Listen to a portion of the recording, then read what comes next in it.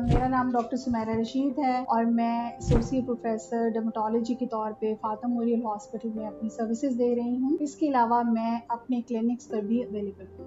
आज जो बात करने का प्लान बना आपसे, वो बहुत सारे पेशेंट्स के सवालात पर मबनी एक डिस्कशन है। जो भी पेशेंट मैं देखती हूँ रूटीन में, जिनके फेस के ऊपर कुछ प्रॉब्लम होता है, वो एक जनरल इंफॉर्मेशन के तौर पे बहुत पूछते हैं। खवातीन आई एम टॉकिंग अबाउट कि मेकअप की कौन सी प्रोडक्ट ली जाए, क्या किया जाए, किस तरह की प्रोडक्ट ठीक है, किसको डर्मेटोलॉजिस्ट डिस्करेज करता है और किसको डर्मेटोलॉजिस्ट अग्री करता है कि उसका यूज किया जा सके। तो इससे ये क्वेश्चन जन्म लेता है कि इस अवेयरनेस की जरूरत है कि एक गुड यूज या गुड चॉइस ऑफ कॉस्मेटिक्स क्या हो सकती है। देखें, कॉस्मेटिक्स की या मेकअप की ज़रूरत रहती है वो ख़वातीन जो रोज़ाना काम पे निकलती हैं उनको ख़ास तौर पर, और जो घरों में रहती हैं उनको आम तौर पर। तो इस सिलसिले में एक ब्रॉड प्रिंसिपल को समझने की ज़रूरत है। ये प्रिंसिपल ये है कि हर वो मेकअप की प्रोडक्ट जो आपको ये कहे कि वो वक्ती तौर पर आपको कंसील कर रही है, आपके ब्लेमिशेस को, दाग धब्बों को करेक्ट कर रही है, फेस के टेक्सचर को इम्प्रूव करके दिखा रही है, वो प्रोडक्ट मेरे ख्याल में राइट प्रोडक्ट है।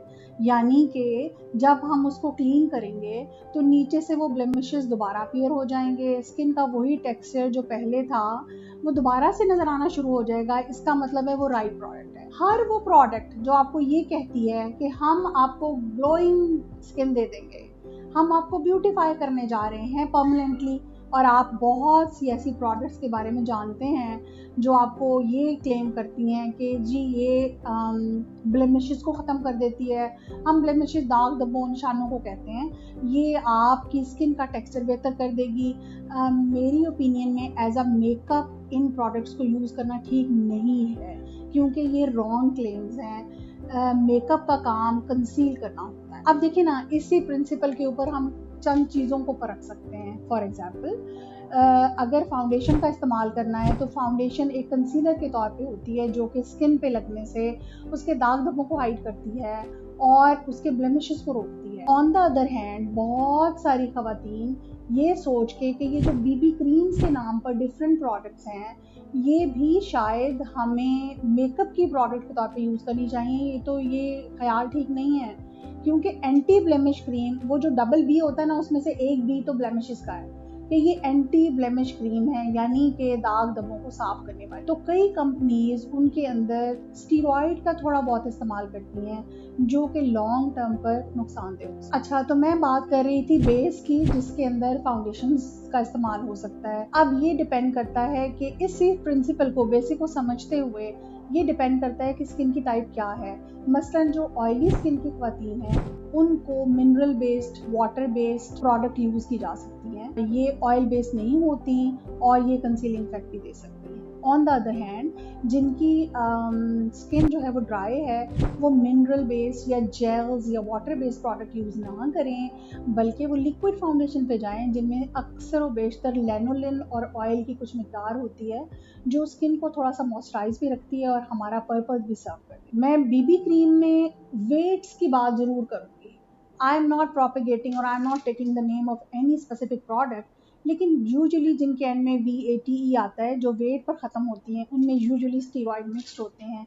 लिहाजा ये मिक्सचर भी लाइकली नहीं है इनका कि डर्मेटोलॉजिस्ट इनकी इजाज़त दे इस्तेमाल करने की। हर तरह के करेक्टर्स, कंसीलर्स, पफ्स और कॉन्टूर्स इसी पर्पस के लिए यूज़ किए जाते हैं कि वो स्किन की डार्क लाइंस को छुपाएं, स्किन को एक कॉन्टूर दें। ये सारी राइट प्रोडक्ट्स हैं।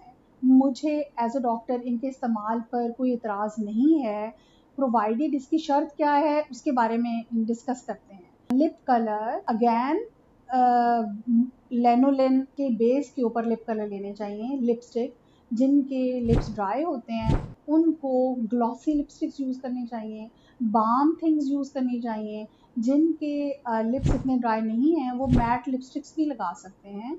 और अगर किसी लिपस्टिक के या प्रोडक्ट के लगाने से आपको लगे कि लिप्स के ऊपर इचिंग होना शुरू हो गई या कोई पिगमेंटेशन आ रही है, तो यकीनन उसके अंदर एक ऐसा इंग्रेडिएंट है जिसके लिए आपकी स्किन सेंसिटिव है, तो उसको डॉक्टर के मशवरे के मुताबिक तब्दील किया जा सकता है। बेहतर है कि ऐसी प्रोडक्ट को स्टॉप करें और उसके बाद हम उसको दूसरी किसी चीज़ से रिप्लेस कर सकते हैं। जहाँ तक चीक्स के कलर का, ब्लश ऑन का ताल्लुक है और आई मेकअप का ताल्लुक है, ये तमाम थिंग्स राइट टू यूज़ हैं because this is a colour which is present on the top of the skin.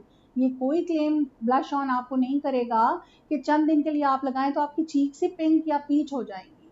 अगर कोई दवाई ऐसा क्लेम करती है तो ये ठीक प्रोडक्ट नहीं है। इसका मतलब है वो आपके पोर्स के अंदर, मसाम के अंदर जाकर अपनी जगह बनाएगी, जो कि क्लीनिंग से ठीक नहीं होगी। ये प्रोडक्ट मेरे एडवाइस के सिलसिले में अ बिग नो है। और अब वो बात जिसके बारे में मैंने आपसे कहा कि शर्त ये है, शर्त क्या है कि आपकी नीड जितनी भी है वो 3 आवर्स की है, 4 की है या 7 आवर्स की है या मोर देन दैट, जब भी आप अपनी वर्क प्लेस से वापस आएँ, अपने किसी फंक्शन या पार्टी से या किसी भी ऐसी जगह से जहाँ पर आपको मेकअप की ज़रूरत है, जब भी आप वहाँ से वापस आएँगे तो ये एक प्राइम इम्पोर्टेंस का काम है कि आप उस मेकअप को क्लीन करें। क्योंकि बहरहाल वो एक केमिकल थिंग है जो कि आपकी स्किन के ऊपर लगाई हुई है, वो नेचुरल चीज़ नहीं है। अगर हम इसको प्रोलॉन्ग टाइम के लिए रखेंगे और क्लीन या क्लेंज़ नहीं करेंगे, तो फिर बहुत सारी प्रॉब्लम्स का आगाज़ होगा, जिसमें एक्ने शामिल हो सकती है, पोर्स का क्लोज़र शामिल हो सकता है, डिस्कलरेशन ऑन द फेस हो सकती है, पिगमेंटेशन हो सकती है और एक्जिमा की या ख़ारिश की कुछ ऐसी वैराइटीज़ हैं जो इस मेकअप के बाद आ सकती हैं। इसलिए अपनी ज़रूरत के पूरे होते ही अपनी स्किन को क्लेंस करें। इस क्लेंजिंग के लिए ये एक अलहदा सब्जेक्ट है कि क्लेंजिंग क्या किस तरह की जाए। मेरी ओपिनियन में कुछ भी है, अगर आप डीप क्लीनिंग नहीं करना चाहते तो कम से कम इसको सोप वाटर से या फेस वॉश से साफ करके कोई भी मॉइस्चराइज़र अप्लाई करें ताकि आपकी स्किन अपनी ओरिजिनल फॉर्म में वापस आए। टेक होम मैसेज यही है कि किसी भी चीज़ से कोई प्रॉब्लम हो, कुछ भी हो, तो काइंडली क्वालिफाइड डॉक्टर के पास जाके उनसे अपना प्रॉब्लम डिस्कस करें ताकि आपको हेल्प की जा सके, बजाय इसके कि आप तजर्बे के तौर पे डिफरेंट प्रोडक्ट्स को इस्तेमाल करना शुरू कर दें। आपका बहुत शुक्रिया। अस्सलाम वालेकुम।